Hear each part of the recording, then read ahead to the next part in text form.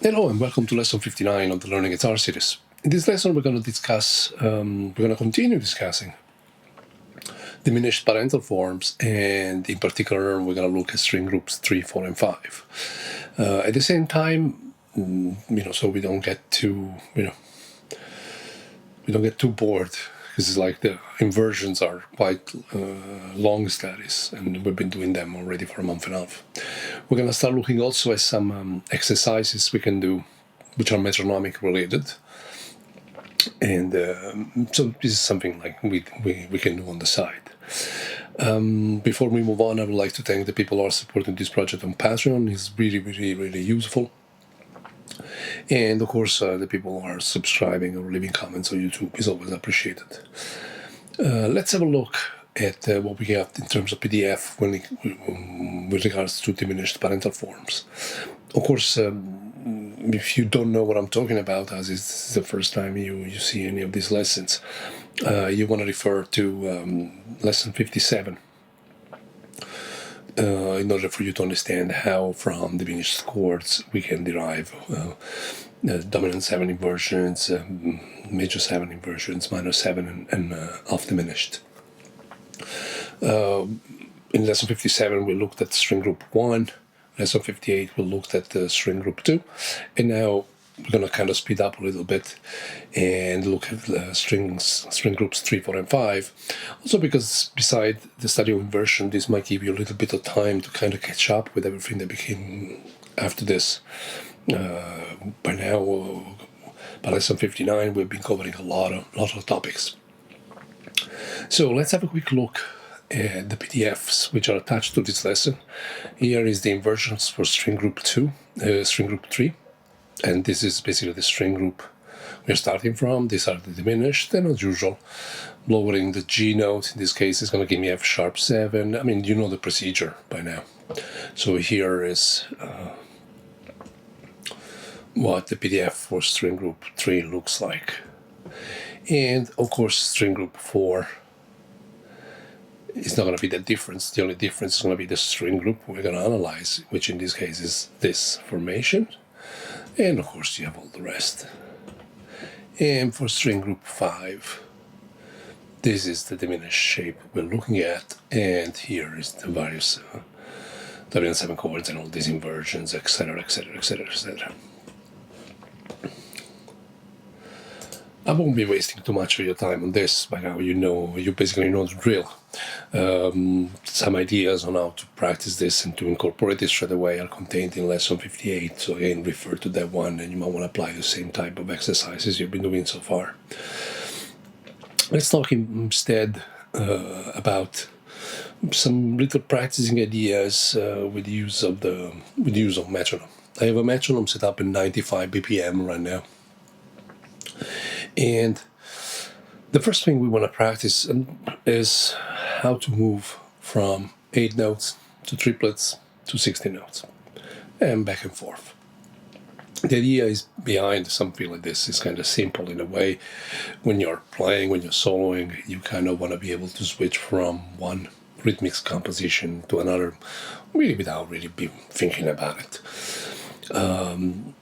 But it's always good kind of to practice this switch from one composition to another to get our brains around it. As usual, here we're discussing photographic memory and muscle memory. So this idea that the brain has to perform multiple tasks. If you're familiar with any particular scale, and when I say familiar, I don't mean like you kind of know it. I mean that your brain knows it, that you can execute it without really thinking about it. Let's say, I don't know, a pentatonic scale, even just one of the 5 shapes. Like, say, this one. I need you to know it, that you can play it without really thinking about it, because your brain will have to be focused on the metronome as opposed to where is my finger supposed to go. If you feel like you want to even simplify even more the process, you might literally want to take a 2-note finger pattern. Literally, it could be one first finger, second finger.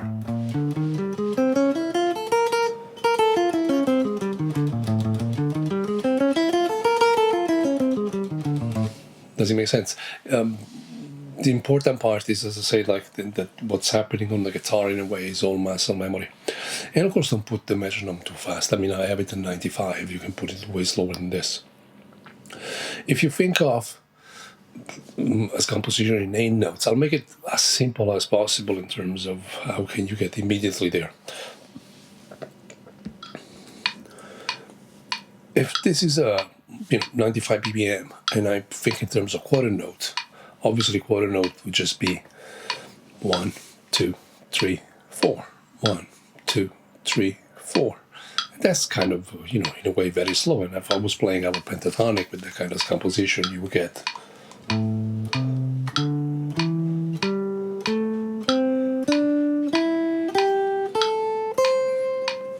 And of course backwards. The moment I start thinking in terms of 8 notes, it means in a way I'm playing 2 notes in between clicks. The way I like to think of it is literally 1, 2, 1, 2, 1, 2, 1, 2, 1, 2, 1, 2. I tend to say the word like 1 every time there is a click. Of course, if you were doing, maybe we'll cover it at some point, some degree of music reading.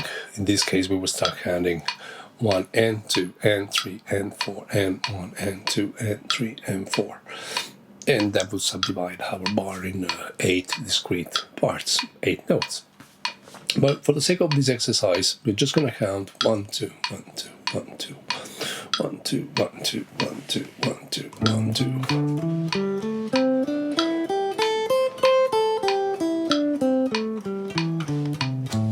And these are basically 8 notes. If I start thinking triplets, 8-note triplets, now what I'm looking at is 3 notes each click. And so, again, I'm going to count it differently as opposed to if you were to read music. And in my head, I'm thinking 1, 2, 3, 1, 2, 3, 1, 2, 3, 1, 2, 3, 1, 2, 3, 1, 2, 3, 1, 2, 3, 1, 2, 3, 1, 2, 3.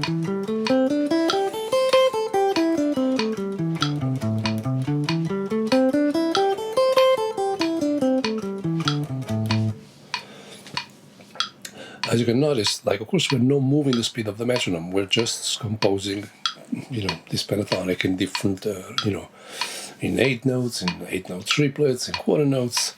Next, we're going to do it in 16 notes. 16 notes means that there is 4 notes in between 2 clicks. 1, 2, 3, 4, 1, 2, 3, 4, 1, 2, 3, 4, 1, 2, 3, 4, 1, 2, 3, 4, 1, 2, 3, 4, 1, 2, 3, 4, 1, 2, 3, 4, 1, 2, 3, 4.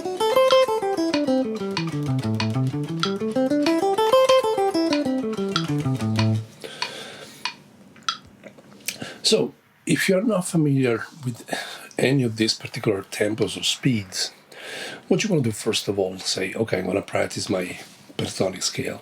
I'm just going to do it 8 notes, up and down, and focus on the metronome, the timing, okay? And that's the entire point of this, is you focusing on the metronome, not necessarily you knowing a pentatonic scale. As I said, use something that, you're familiar on the guitar, you don't have to think too much about it. Same thing, at some point play all in triplets. You can do it just literally up and down, or you can move the scale chromatically by the same time and you feel like going up and down the neck. I really leave that up to you. Same thing then at some point with 16 notes. If you find this is 95 BPM, if you find 95 BPM too fast, slow down everything, to 85. So the 16 notes being the fastest you're going to play in a way, set the tone for all the rest. The important part is that once you establish the metronomic speed at which you're going to practice, stay on that one. So if the speed you're comfortable with when you're playing 16 notes is, say, 80 BPM, at that point you're going to practice triplets at 80 BPM. 8 notes at 80 BPM. It's going to be kind of much slower, but it doesn't matter.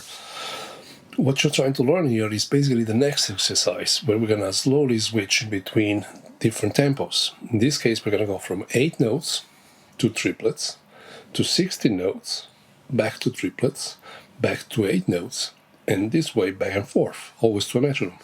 If I was to sing it to you, 1, 2, 1, 2, 1, 2, 1, 2, 1, 2, 3, 1, 2, 3, 1, 2, 3, 1, 2, 3, 1, 2, 3, 4, 1, 2, 3, 4, 1, 2, 3, 4, 1, 2, 3, 4, 1, 2, 3, 1, 2, 3, 1, 2, 3, 1, 2, 3, 1, 2, 1, 2, 1, 2, 1, 2, 3, 1, 2, 3, 1, 2, 3, 1, 2, 3, 1, 2, 3, 4, 1, 2, 3, 4, 1, 2, 3, 4, 1, 2, 3, 4, 1, 2, 3, 1, 2, 3, 1, 2, 3, 1, 2, 3.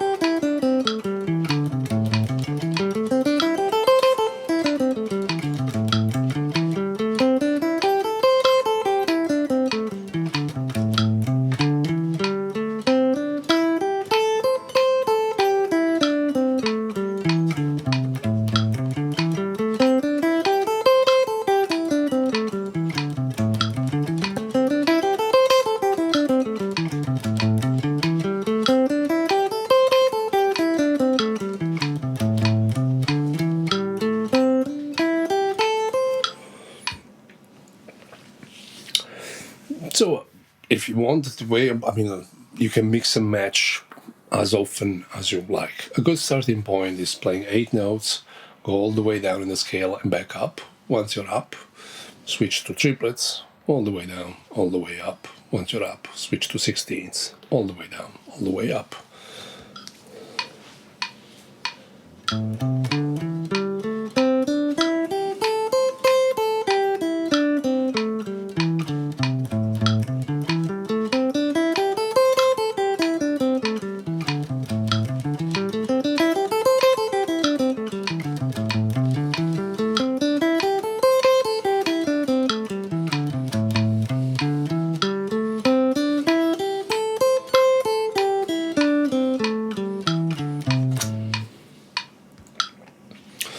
I hope it makes sense.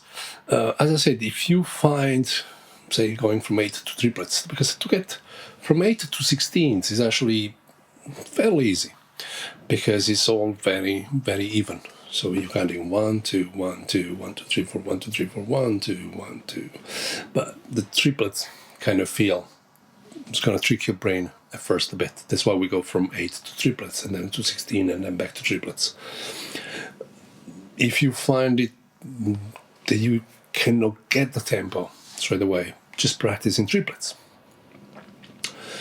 So 1, 2, 3, 1, 2, 3, which leads me to another exercise you can do with a metronome. And in this case, is more about how many times, groupings and how we divide them rhythmically.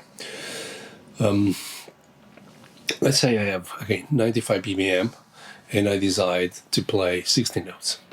I'm going to show this to you on an Excel spreadsheet, as it's kind of easier.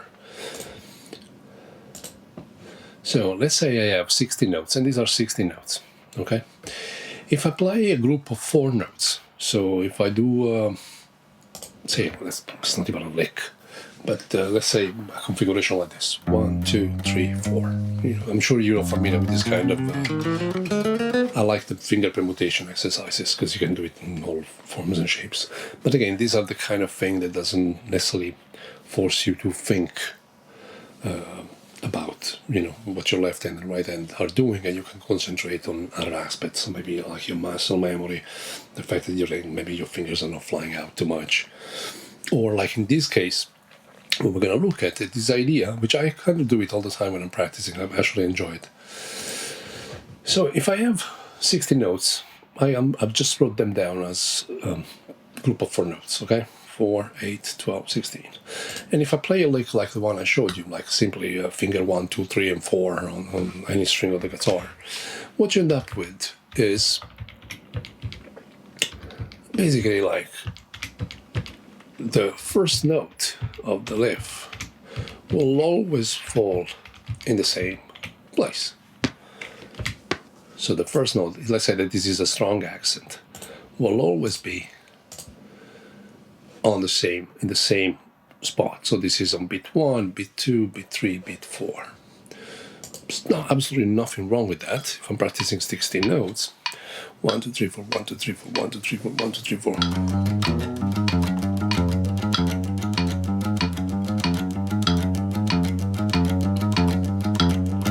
And I'm sure you come across people saying that, in a way, this is a kind of thing, kind of exercise that really helps you kind of nail in the metronome in a way, because you know the first note is a strong accent and is literally on the beat. And you can use that as a reference to make sure that you're being very metronomic, especially if you're practicing very fast stuff. It helps having a reference. What I like to do instead is to play. So if I have 16 notes in a bar, which means that I have an even number of notes in a bar. So this can be 16 notes, this can be 8 notes, anything which is even, okay? I like to play group of odd notes in a loop. Why? Because this is going to shift where the strong accents end up being. I'll show it to you on the Excel spreadsheet. So let's say that instead of having a group of 4 notes, I'm going to have a group of 3 notes instead. So I have an even number. In that case, as you can see, the 1 is going to be shifting around all the time. And it will continue. So it's going to take 3 groups of 16, so like 4, 8, 12 notes, obviously, before it returns in the same spot. Here is your strong accent, here is your strong accent, here, as you can see, it's always moving around. And in order to complete an entire cycle, it's going to take 12 of the 16 notes. And of course, as you continue, it's going to meet every 3 groups of 4. So in other words, what we're looking at is still playing 16 notes. So 1, 2, 3, 4, 1, 2, 3, 4, 1, 2, 3, 4, 1. But the pattern here is going to be 1, 2, 3, only 3 notes. So 1, 2, 3, 4, 1, 2, 3, 4, 1, 2, 3, 4, 1, 2, 3, 4.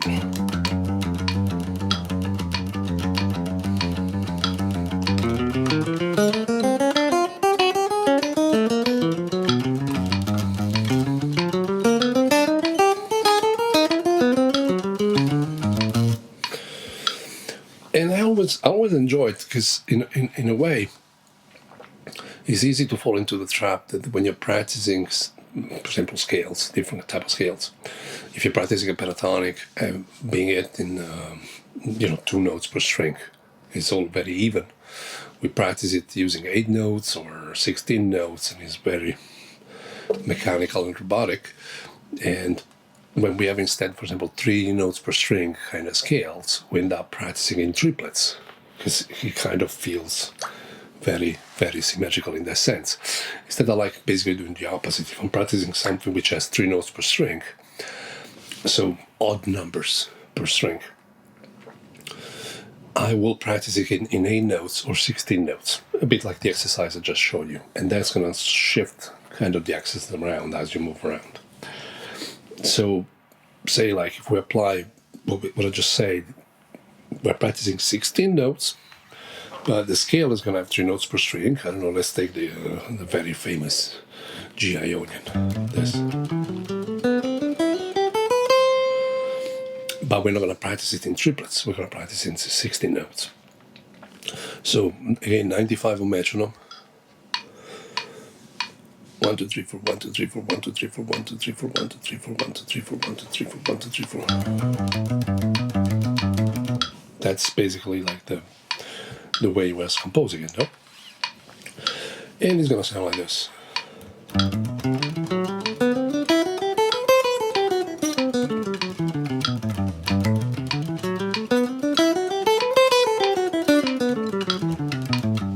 As opposed to triplets, which would sound 1, 2, 3, 1, 2, 3.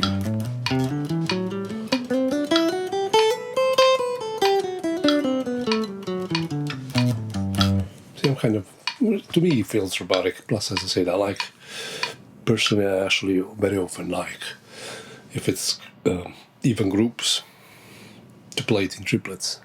And if it's odd groups, 3, 6, 9, etc., to play them with evens composition, 8 notes, 16 notes. Now, if that's true for what we've done with 16 notes, the same can be said with triplets. Let's imagine these are 8-note triplets, so it takes 12 8-note triplets to fulfill a bar. Of course, if I play group of 3, 1, 2, 3, 1, 2, 3, all the accents are always going to be in the same spot. Okay? All the notes also going to be always in the same spot. But if I suddenly play, say, other two notes, for example, I think of a pentatonic, 2 notes per string kind of thing. Of course, like, as you can see, the strong accents, kind of like at least the first note you play keeps finding itself in a different spot. Same thing if you decide to play a group of 4 notes.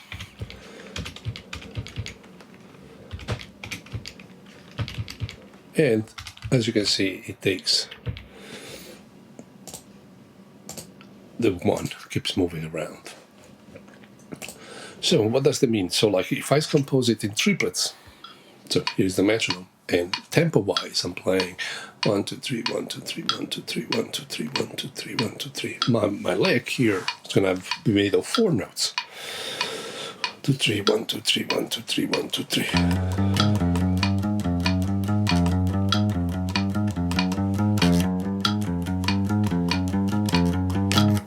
I could do the same, say, using like the first 2 notes, 2 strings of a pentatonic.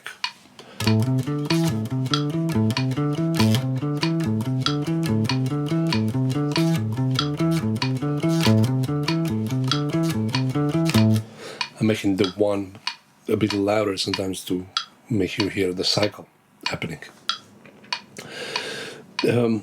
As you can see, it sounds different. I mean, the same group of 4 notes, if it was 16, it would sound 1, 2, 3, 4, 1, 2, 3, 4.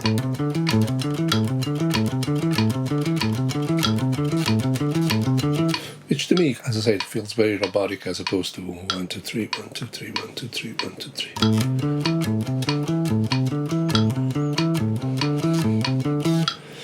And if you think about it, now I can start creating. I shall stop this. This is important.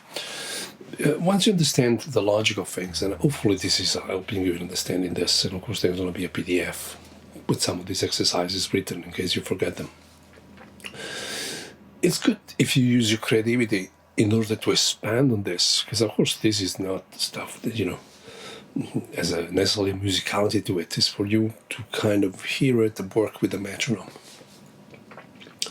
But let's say this idea, okay, basically 2 strings of a pentatonic, makes me think a possible exercise could be, okay, I'm going to take all the bottom part, in this case we're working in A minor pentatonic, all the bottom parts of the 5 shapes, 7 cages, 5 shapes of a minor pentatonic. And of course, we know that every 3 group of triplets, the cycle kind of closes itself. So I can go, this is the bottom part of this pentatonic. I'm just going to use this. And I'm going to repeat it 3 times, because that's when basically the first note is going to find itself being on the 1 again. And then I'm going to go to this particular shape and take this 4. Next shape. Next shape.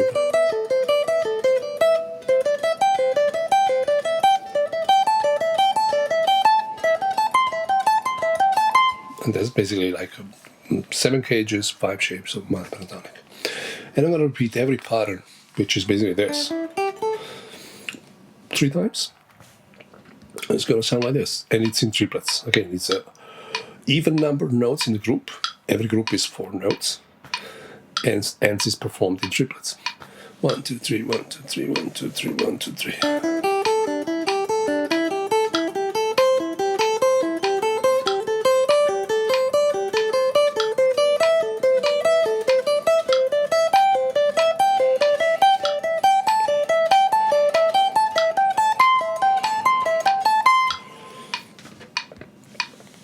And you could take, like in this case, I'm taking the last, the last 2 strings on the guitar here and using a minor pentatonic. Could have taken the middle 2 strings and do the same pattern up the various forms, which actually might be also a good exercise for you so that you recap the 5 shapes of pentatonics. And of course, it can be done on the 2 groups. It could be done backwards.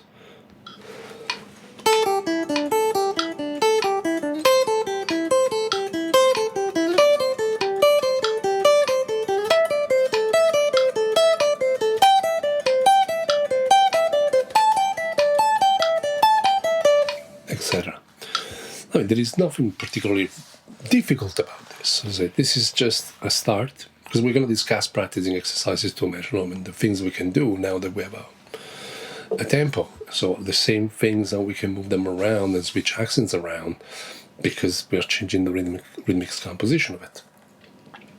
But also at the same time, it's good if you practice a certain degree of creativity, create your own exercises. Once you understand the logic, create your own exercises. As I said, if you want to recap the idea, is once you set up a metronome, if you decide to practice 16 notes or 8 notes, I suggest you practice group which are odds. So 3 notes, 6 notes, 9 notes, because of the accents shifting around. And vice versa, if you're practicing rhythmic-wise in triplets, you might want to use group of 4, group of 2, like 6, even number, 8, etc., etc. And it doesn't have to be pentatonic. Pentatonic is comfortable when you're playing, 2 notes per string, 3 notes per string. We know the Simon shape. And of course, you can apply this to the cage system too. I mean, this idea, you go from 8 note to triplets to 16 notes. Before we did it on a pentatonic, but we should take any scale eventually and practice that. Let's say, I don't know, that's a shape of E. In this case, is A Ionian. So 8 notes. 1, 2, 1, 2, 1, 2, 1, 2, 1, 2, 1, 2, 1, 2, 1, 2, 3, 1, 2, 3, 1, 2, 3, 1, 2, 3, 1, 2, 3, 1, 2, 3, 1, 2, 3, 1, 2, 3, 1, 2, 3, 1, 2, 3, 1, 2, 3, 1, 2, 3. And then you move to 16.